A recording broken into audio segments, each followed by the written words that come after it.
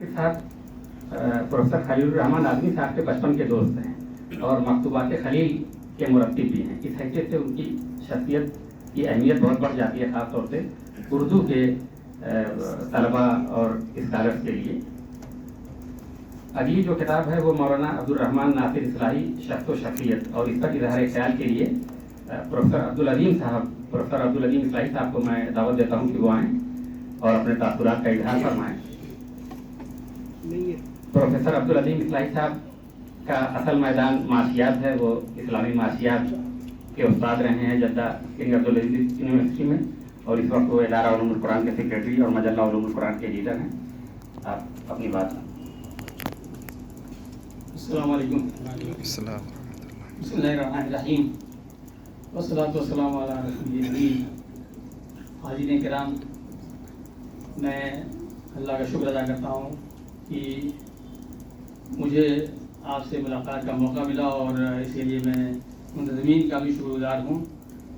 इसलिए नहीं कि मुझे कुछ कहने का मौका दिया गया, इसलिए कि किसी अपने दोस्त की किताब पर कुछ कहना और इज़हार ख्याल करना, सही बात तो यह है कि बड़ा मुश्किल काम होता है। गोयम तो मुश्किल, न गोयम तो मुश्किल। बहरहाल यानी मैं कोशिश करूँगा कि कोई इस तरह की बात ना कहूँ कि जिससे किसी के जज्बात मजरूह हों। प्रोफेसर मौलाना कहिए या मौलवी कहिए अब्दुल रहमान नासिर साहब, मौलवी से मैं कह रहा हूँ, इस ज़माने में वो मसला पर थे, और उसके बाद भी ऐसे ज़माने तक वहाँ शख्सियत परस्ती की सख्त मुखालफत थी। मैं समझता हूँ एक ज़माने तक मसला का ये इम्तियाज़ रहा है कि वहाँ शख्सियत परस्ती की सख्त मुखालफत रही है। वहाँ से तरबियत पाने वाले तलबा असातिज़ा यानी के अंदर किसी का मवाला अंदाज में बयान करना यानी अच्छा नहीं समझा जाता था। और ये है कि वो अपने असातिज़ा को सभी लोग मौलवी कहते थे, फिर मौलवी नहीं बल्कि मौलवी साहब, और फिर धीरे धीरे अब तो खैर मौलाना आ गया, लेकिन अभी हज़रत मौलाना वहाँ पर नहीं आया। मौलाना अब्दुल रहमान नासिर साहब शायद पहले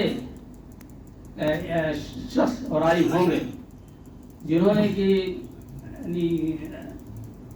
कदीम व जदीद दोनों धारों से सैराब होने के बाद मसला पर क़याम किया। पहले शख्स इसी माने कि मसला लौट कर मसला है, वरना शायद इससे पहले उन्हीं के गांव के एक उस्ताद असगर हसन इस्लाही, जो मौलाना अख्तर हसन इस्लाही मशहूर मुफस्सिर के भाई थे, वो उन्होंने जामिया में यानी पढ़ा और वहाँ पर तालीम तरबियत दी। अब्दुल रहमान साहब मसला से जामिया गए, वहाँ से उन्होंने BA किया, और उनके नाम के आगे लिखा जाता था अब्दुल रहमान BA जामी। शायद आपको इसको आज सुनकर हंसी आए, ये कौन सी बात थी BA जामी। लेकिन इसी ज़माने में वो उन्होंने BA किया था। BA करना बहुत बड़ी बात थी। मौलाना अब्दुल माजिद बियाबादी BA, मौलाना ज़फ़र अली ख़ान साहब BA। तो ये BA तो बहुत बड़ी यानी बड़े इम्तियाज़ की चीज़ थी, वो नाम लिखा जाता है। लेकिन बाद धीरे धीरे जब लोग BA और MA और डॉक्टर्स की कसरत हो गई तो यानी छूट गया ना। और तो उन्होंने दोनों यानी इदारों से कदीम व जदीद से इस्तेफादा किया, और ये नहीं हो कि वो जदीद इदारे के होकर रह गए, बल्कि वो लौट कर आए और उन्होंने मसला पर जो उन्होंने जदीद इदारे से सीखा था उससे वहाँ के तलबा और असातिज़ा को यानी कि रहनुमाई की, उनको मुस्तफ़ीद किया। उनका हाल ये था कि जब जैसे किताब में जिक्र है कि वो मौजूद रहते थे, उनका पाबंदी से अपने गांव से आते, वहाँ क़याम कर दे और वहाँ के तलबा असातिज़ा से मिलते या उनमें नज़र डालते। कोई अगर उन्हें चीज़ खटकती तो उस पर करबला इजहार ख्याल करते, उसकी इस्लाह करते, और इस तरीके से तकरीबन उन्होंने یعنی سالوں گزارا، اور یہ ناچیز بھی تقریباً 10 سال تک ان کا یہ معمول دیتا رہا. اتنی پابندی سے وعدے تھے کہ کوئی آدمی گھڑی ملا لے اور پھر اس طریقے سے ویسے ٹپر ہے. اسی زمانے میں مولانا عبدالرحمان ناصر صاحب کے صاحبزادے جمشید صاحب جو یہاں موجود ہے، وہ وہی مدرسے میں کام کرتے تھے، اور لیکن وہ پڑھنے جاتے تھے قصبے کے سرکاری اسکول میں. تو شاید وہاں کے طلبا دیکھتے رہوں گے رش کی نگاہ سے کہ یہ صاحب تو وہاں پڑھ رہے ہیں اور ہم لوگ جو ہے یہاں پڑھ رہے ہیں. تو مولانا ناصر صاحب اس شعر کی یعنی سمجھے کہ بڑی مثال ہے کہ مل جل کے برنگے شیر و شکر دونوں کے نکھرتے ہیں جوہر، دریاؤں کے سنگم سے بڑھ کر تہذیب کا سنگم ہوتا ہے. تو چنانچہ انہوں نے دونوں دریاؤں سے سیرابی کی اور اس سے لوگوں کو فائدہ پہنچایا. جامعہ وہ اکثر اپنے طالب علم کے زمانے کے واقعات سناتے، اور ایک دفعہ بتانے لگے کہ میں جامعہ میں تھا، کسی کام سے مکتبہ جامعہ میں گیا. وہاں کے جو یہ کہ انچارج تھے انہوں نے کہا تعارف چاہا. تو میں نے کہا کہ آپ کے پاس کوئی عبداللطیف آدمی کتاب ہے؟ تو انہوں نے کتاب نکالی، کہا دیکھیے اس کے اندر جو شکریہ ہے عبدالرحمان ناصر اصلاحی کا ہے. تو انہوں شاید یعنی زیادہ تر کتابوں میں دونوں دوست تھے، اور اپنے دوست کا وہ ذکر خیر عبداللطیف آدمی صاحب ضرور کرتے تھے. اور اس طریقے سے عبدالرحمان ناصر صاحب کی اور بہت ساری یعنی خوبیاں تھیں. لوگوں کو بتانا کہ بھائی پاجامہ کیسے ہو، لنگی نہ پہن کے نکلا کرو، ٹوپی کیسے رہے اور شرٹ کیسے رہے. اور اس طریقے سے وہ چھوٹی سی بات ہے جس کو عام طور سے مدارس میں یعنی اہمیت نہیں دی جاتی، وہ اس کی اہمیت سکھاتے تھے، بتاتے تھے طلبا کو. کتاب اس لحاظ سے بڑی دلچسپ ہے میرے لیے بھی کہ اگر کسی شخص جس کو آپ جانتے ہو، ان کو ایسے تک نے دیکھا ہو، ان کے تفصیلی احوال آپ کو معلوم ہو اور پڑھنے کو ملے تو کافی دلچسپی سے پڑھا جاتا ہے. اور میں نے بھی اس کتاب کو کافی دلچسپی سے دیکھا، بڑی مفید باتیں ملی. اور یہ اس لحاظ سے بڑی اہم خدمت ہے کہ ہمارے بہت سے اسکالرس مصنفین گزر جاتے ہیں، ان کے بارے میں کچھ معلوم نہیں ہوتا. اس طرح کی بڑی مثالیں تو اسلامی اکنامکس میں ملتی ہے. اسلامی اکنامکس قدیم زمانے میں ایک اسکالر گزرے، ان کا نام تھا ابو جعفر دمشقی. لوگوں کو نہیں معلوم کس سن میں تھے، کوئی کہتا ہے 10ویں صدی عیسوی میں، کوئی کہتا ہے 12ویں صدی عیسوی میں. ان کی کتاب الاشارہ الی محاسن التجارہ کافی اہم کتاب ہے، اور اسلامی معاشیات کے ماخذ میں اہم کتاب سمجھی جاتی ہے.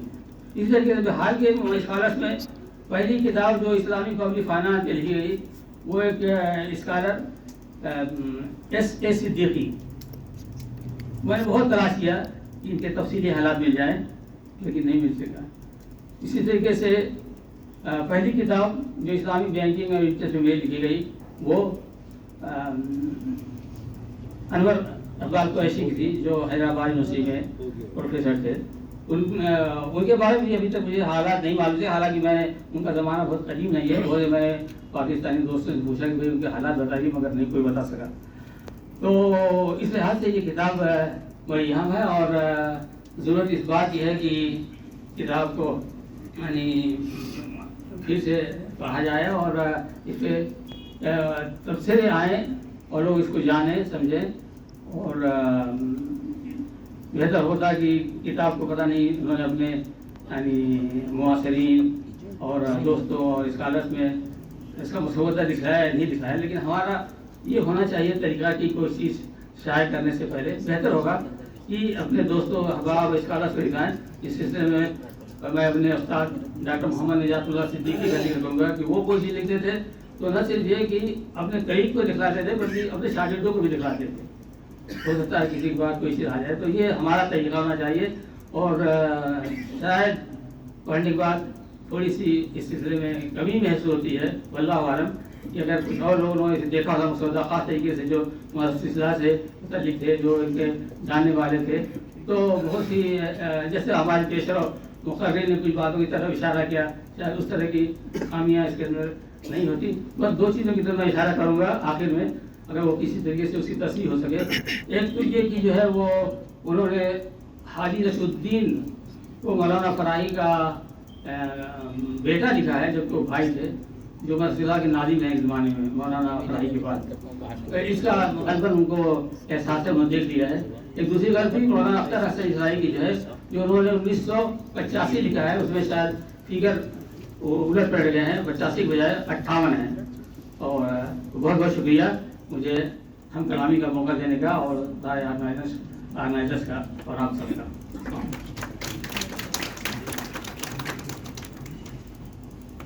बहुत बहुत शुक्रिया।